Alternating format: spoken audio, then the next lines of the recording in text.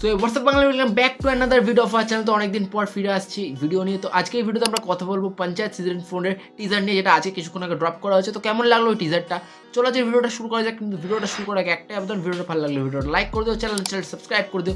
তো চলো আজকের ভিডিওটা শুরু করা যাক।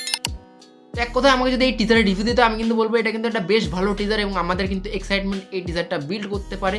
এই টিজারে দেখতে পাচ্ছি আমরা যে এখানে ফুলের রাতে এবার পঞ্চায়েতে ইলেকশন হচ্ছে, যেখানে প্রধানজি তার স্ত্রী বনাম ভূষণ তার স্ত্রী, এবং এখানেই মাঝখানে ফেসে রয়েছেন কিন্তু আমাদের সচিবজি। এবার সচিবজির কি এক্সাম ক্লিয়ার হলো, রিঙ্কির সাথে তার কি হবে, এই নিয়েই হয়তো এই সিরিজটা এগোবে।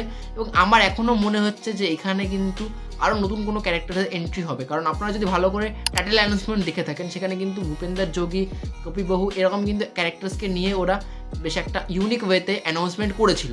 তো সেই কারণে মনে হচ্ছে টিজারে হয়তো খুব একটা বেশি কিছু আমরা বুঝতেও পারবো না, ট্রেলার আসলে আরেকটু হয়তো খোলাসা হবে।